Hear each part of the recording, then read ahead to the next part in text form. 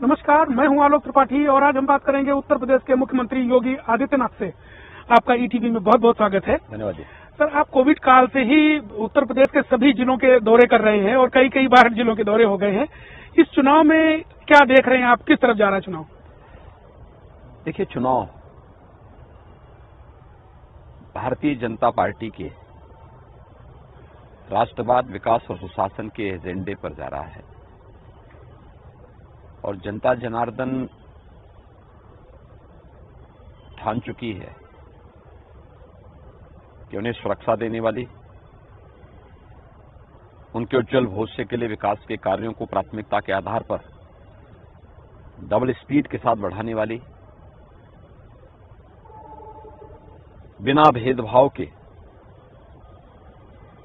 हर गांव, हर गरीब, हर किसान, हर नौजवान और हर महिला को शासन की सुविधा से जोड़ने वाली भारतीय जनता पार्टी की डबल इंजन की सरकार को प्रदेश के अंदर हर हाल में लाना है और चुनाव के अब तक के 3 चरणों के जो रुझान है वो इसका स्पष्ट संकेत करते हैं। हाल ही में कुछ आतंकियों को सजा सुनाई गई, उनमें से एक का संबंध कोई सपा के जो प्रदेश जो अध्यक्ष हैं अखिलेश यादव जी, उनके साथ उसके पिता का फोटो वायरल है। इस पर क्या कहेंगे आप? देखिए, समाजवादी पार्टी का इतिहास सुरक्षा के मुद्दे पर अत्यंत ही खराब रहा है।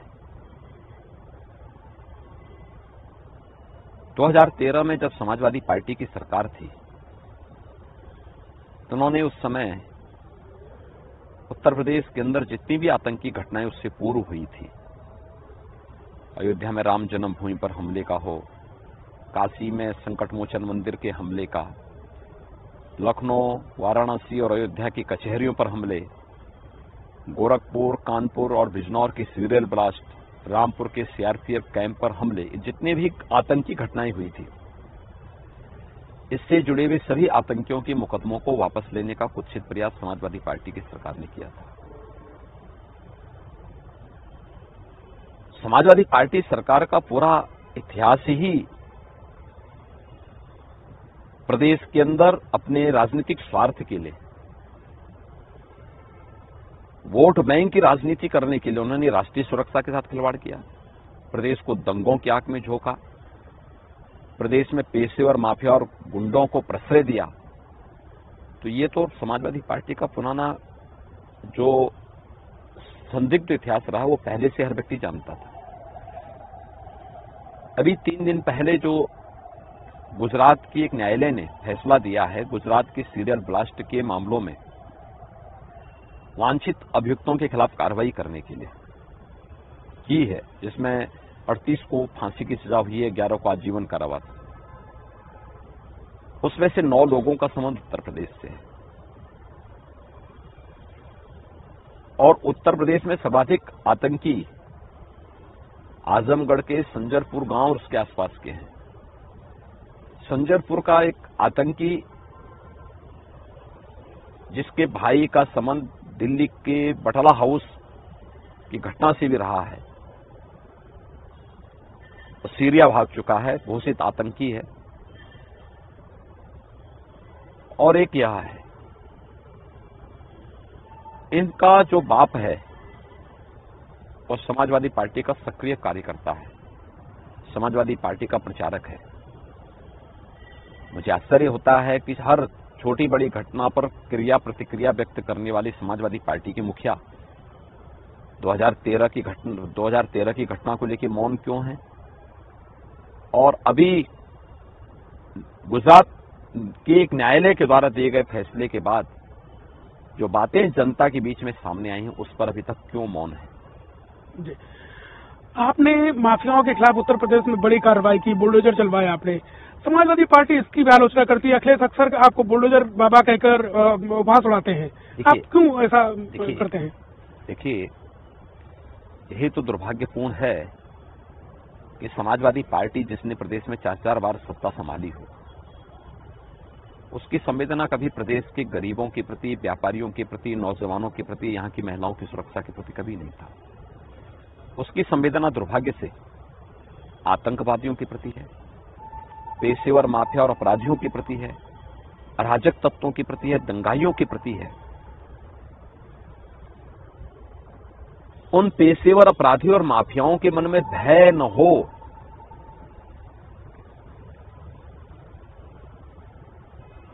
समाजवादी पार्टी हमेशा उनको सत्ता का प्रश्रय देती थी। हमारी सरकार 2017 में लोक कल्याण संकल्प पत्र के साथ आई थी। हम लोगों ने जो कहा वो करके दिखाया। अपराध और अपराधी के प्रति जीरो टॉलरेंस की नीति के तहत कार्य करेंगे। हम लोगों ने जीरो टॉलरेंस अपनाया।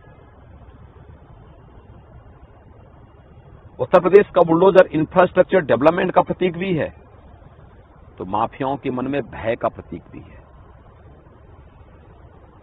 विकास भी होगा और अवैध निर्माण पर ध्वस्तीकरण की कार्रवाई भी होगी। दोनों एक साथ चलेंगे जी। और मैं फिर इस बात को कह सकता हूं, 10 मार्च के बाद जब भारतीय जनता पार्टी की फिर से सरकार आएगी, सरकार अपने सुरक्षा के मुद्दे पर कोई समझौता किए बगैर, विकास के मुद्दे पर समझौता किए बगैर, किसी भी ऐसे मुद्दे पर समझौता किए बगैर जो प्रदेश के हित में हो, देश के हित में हो, अपने कार्यक्रम को अनवरत रूप से आगे बढ़ाएगी। आपने दंगाइयों ने जो संपत्तियों को नुकसान पहुंचाया, उसके वसूली के लिए आपने एक कदम उठाया था जिसकी पूरे देश में चर्चा हुई। अभी सुप्रीम कोर्ट ने इस मामले में हस्तक्षेप किया है और शायद अभी आपसे कहा है कि आप वो मुकदमे और जुर्माना वापस लें। इसको लेकर अब जब सरकार में आप अगर आते हैं तो आप क्या करेंगे? देखिए, माननीय उच्चतम न्यायालय ने वही कहा है जो हम पहले ही कर चुके हैं। यहां पर जितने भी दंगाई थे, उन दंगाइयों से वसूली के लिए जो हम लोगों ने कार्रवाई की थी, तो हमारे प्रशासन ने उसको पहले एडमिनिस्ट्रेटिव ऑर्डर से किया था। बाद में हम लोगों ने उसका एक्ट बनाया। एक्ट बनने के पहले कुछ लोगों से ये वसूली प्रशासनिक आदेश से हुआ था। हम ऑलरेडी एक्ट बना चुके हैं, 3 ट्रिब्यूनल गठित कर चुके हैं, लखनऊ में, प्रयागराज में और मेरठ में। न्यायालय ने भी इस बात को कहा है कि आप ट्रिब्यूनल के माध्यम से वसूली कर सकते हैं, एडमिनिस्ट्रेटिव ऑर्डर से नहीं। तो वहां एडमिनिस्ट्रेटिव ऑर्डर को विड्रॉ करना है, जो कार्रवाई हमारी पहले प्रचलित है। और ये कार्रवाई अब हमारी जुडिशल जो यहाँ पे हम लोगों ने वो गठित किए हैं, कोर्ट गठित किए हैं, उनके माध्यम से शुरू होगी। अभी हिजाब को लेकर गुजरात से एक विवाद शुरू हुआ है, इस पर आपका क्या दृष्टिकोण है? देखिए, कर्नाटक से मामला सामने आया है और मेरा ये मानना है कि देश की व्यवस्था संविधान से चलेगी, कि व्यक्तिगत कानून या शरीयत से नहीं। घर के अंदर आपका अपना पहनावा हो सकता है, लेकिन किसी संस्था में जो वहां की निर्धारित ड्रेस कोड होगा उसका लागू होना चाहिए। और मुझे लगता है 3 तलाक की कुप्रथा को समाप्त करने की कार्रवाई हो, या महिलाओं को जीवन के प्रत्येक क्षेत्र में आगे बढ़ने के लिए प्रधानमंत्री मोदी जी के नेतृत्व में बिना भेदभाव के देश की हर बेटी को आगे बढ़ने का पूरा अवसर दिया जा रहा है। बेटी बचाओ बेटी पढ़ाओ के अभियान से लेकर के आज देश की बेटियां फाइटर विमान का भी संचालन कर रही हैं। ऐसे समय में हम शरिया के माध्यम से आधी आबादी को जबरदस्ती उन पर अपनी बातों को थोपना चाहेंगे, ये चीजें नहीं हो सकती हैं। संविधान के दायरे में रहकर के संवैधानिक प्रावधानों के अनुसार ही देश की व्यवस्था चलेगी, उसी में सबका कल्याण है। कोरोना काल में आप बराबर पहले भी सक्रिय रहे, कोविड आपको हुआ, उसके बावजूद आपकी सक्रियता दिखाई दी। इसके बावजूद जो कोविड-2 थी, जो लहर, उस पर सपा बहुत आरोप लगाती है कि इनकी कुप्रबंधन का और कि सरकार ने काम ठीक से नहीं किया। कोविड के दौरान सपा बसपा या कांग्रेस थी कहां? ट्विटर के बाहर नहीं थे, इनका किसी का पता नहीं था। कोरोना की पहली वेव हो, दूसरी वेव हो या तीसरी वेव, ये जितने नेता आज चुनावी मैदान में दिखाई दे रहे हैं ना, सपा के हों, बसपा के हों या कांग्रेस के, ये केवल चुनाव के दौरान दिखाई दे रहे हैं पिछले 3-4 महीनों से। उससे पहले सभी लोग गायब थे, होम आइसोलेशन में थे। कोरोना की फर्स्ट वेव से लेकर के, यानी लॉकडाउन प्रारंभ होने से लेकर के अब तक या तो केंद्र सरकार या राज्य सरकार सक्रिय थी। प्रधानमंत्री मोदी जी के कारण जीवन और जीविका को बचाने का बेहतरीन प्रबंध भी किया गया और बीजेपी से जुड़े हुए जनप्रतिनिधि या संगठन के कार्यकर्ता ही इसमें सक्रिय थे। स्वाभाविक रूप से उत्तर प्रदेश के कोरोना प्रबंधन की सराहना देश ने भी और दुनिया ने भी की है। जनता जनार्दन भी जानती है कि कोविड प्रबंधन यूपी का जितना अच्छा है, जिसमें जीवन को बचाने की गारंटी भी है, उनकी जीविका को भी, जिसमें बीमारी से बचाने के लिए वैक्सीन है, फ्री टेस्ट, फ्री उपचार और वैक्सीन है, तो उन लोगों के भूखमरी से बचाने के लिए फ्री में राशन की सुविधा भी है। डबल इंजन की सरकार है तो महीने में 2 बार राशन भी फ्री में मिल रहा है। आपके पास एक लंबी फहरिस्त है जो आपने काम किए हैं पिछले 5 साल में, इसके बावजूद चुनाव में जिन्ना और तरह तरह के इश्यूज आ जाते हैं। देखिए, हम तो विकास के मुद्दे को ही आगे बढ़ाना चाहते थे। जब पूरा देश राष्ट्रीय एकता दिवस के रूप में सरदार वल्लभ भाई पटेल की जयंती मना रहा था,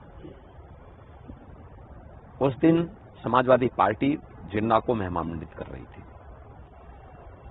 जिस दिन हम लोग प्रदेश के यूथ को स्मार्टफोन और कंप्यूटर वितरित कर रहे थे, उस दिन समाजवादी पार्टी पाकिस्तान का गुणगान गा रही थी। तो जिन्ना और पाकिस्तान का मुद्दा भी लोग लेकर आए हैं, हम लोग लेके नहीं आए हैं। हम तो राष्ट्रवाद, विकास और सुशासन के मुद्दे पर ही सबका साथ, सबके विकास की भावना को उसके साथ ही इस चुनावी समर में है और अपनी बातों को दमदार तरीके से लगते हैं। योगी जी, एक आखिरी सवाल आपसे, इस चुनाव में क्या आपका अनुमान है, भारतीय जनता पार्टी कितनी सीटें जीत के आ सकती है? देखिए, लड़ाई 80 बनाम 20 की है। 80% सीटें भारतीय जनता पार्टी जीती है पहले भी, इस बार भी जीतेगी। 20% में बसपा, सपा और कांग्रेस के बीच में बंटवारा।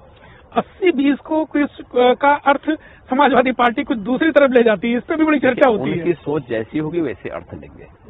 हमारी सोच स्पष्ट है। जो लोग सुरक्षा के पक्षधर हैं, जो लोग विकास के पक्षधर हैं, जो लोग आस्था के सम्मान का पक्षधर हैं, गरीब कल्याणकारी योजनाओं के पक्षधर हैं कि हर गरीब को मकान मिलना चाहिए, हर गरीब को राशन मिलना चाहिए, हर गरीब को बिजली समान रूप से मिलनी चाहिए, ये सभी लोग भारतीय जनता पार्टी को पोल करेंगे। जो लोग चाहते हैं दंगा हो, माफियाओं का वर्चस्व हो, अराजकता फैले, आतंकी गतिविधियों तेजी के साथ पनपे, वे लोग 20% लोग भारतीय जनता पार्टी के विरोध में पोल करेंगे। योगी जी, हमसे बात करने के लिए बहुत बहुत धन्यवाद। धन्यवाद, बहुत बहुत धन्यवाद। ये थे उत्तर प्रदेश के मुख्यमंत्री योगी आदित्यनाथ जी, जो बता रहे थे कि वो कैसे उत्तर प्रदेश में काम कर रहे हैं, उनकी सरकार की उपलब्धियां भी बता रहे थे। कैमरामैन विजय के साथ मैं आलोक त्रिपाठी, ईटीवी भारत, लखनऊ।